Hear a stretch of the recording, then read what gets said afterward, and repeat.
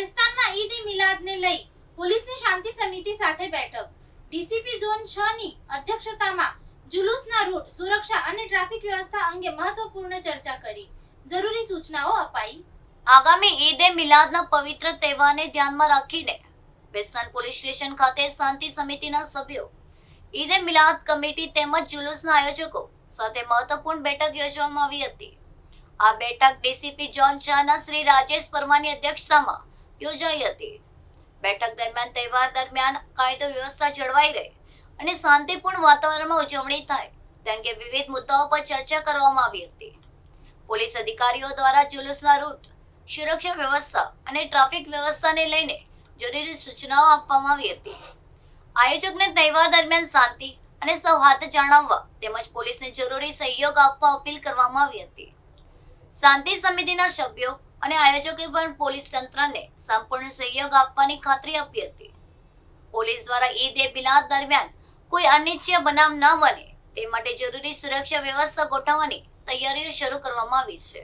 આજ રોજ Bhestan police station ખાતે જે જુલુસ મોહમ્મદ પૈગંબર સાહેબનો જન્મદિવસ આ નિમિત્તે જે જુલુસ નીકળનાર છે અને ભેસ્તાનના અલગ અલગ વિસ્તારમાંથી નીકળી ભાગલ જવાનું છે અને ત્યાં મુખ્ય જુલુસમાં જોડાવાનું છે.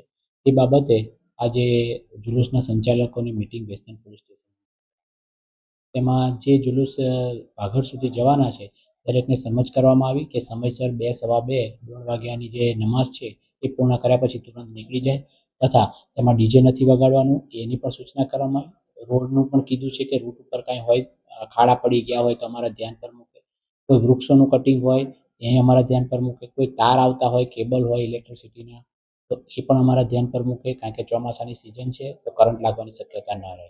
આ બધી સૂચનાઓ આપવામાં આવી અને સમયસર નીકળવા માટે પણ કહેવામાં આવ્યું. રોડની ડાબી બાજુ ચાલે એ પણ સમજ કરવામાં આવી તથા પ્રસાદી કે કંઈ નાના બાળકોને ચોકલેટ કે આપે તો ફેંકે નહીં અને ઊભા રહી શાંતિથી દરેકના હાથમાં આપે એવું પણ એક સમજ કરવામાં આવી તથા આગેવાન દ્વારા, રોશનભાઈ દ્વારા એક નવું સૂચન કરવામાં આવ્યું કે સાહેબ અમે આ વખતે સ્ટેશનરી બાળકોને જે ભણવા માટે મદદરૂપ થાય, પેન, પેન્સિલ, નોટબુક, રબર એ આપીશું. તો આ બહુ સારું સજેશન છે અને દરેક જુલુસના સંચાલકોએ સ્વીકાર્યું અને દરેક જે બાળકોને જે આપશે ભેટ આપશે જન્મદિવસની તો એ વખતે આ રીતની સ્ટેશનરી આપશે.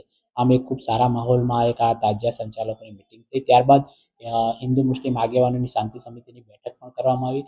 શાંતિ સમિતિની બેઠકમાં હિન્દુ મુસ્લિમ આગેવાનો જેમ ભેસ્તાનમાં વર્ષોથી જે કોમી એખલાસથી જે હિન્દુ તહેવારો, મુસ્લિમ તહેવારો ઉજવે છે તે રીતે ઉજવવાની ખાતરી આપી તથા હળી મળીને બંને તહેવાર ઉજવવાનું કીધું.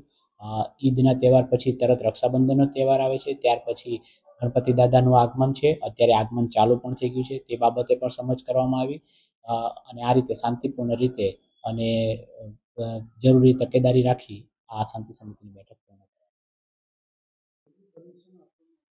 ટોટલ 25 પરમિશનો આપવામાં આવી છે અને તેમાંથી 11 જુલુસ જે ભાગળ ખાતે જવાનારા છે.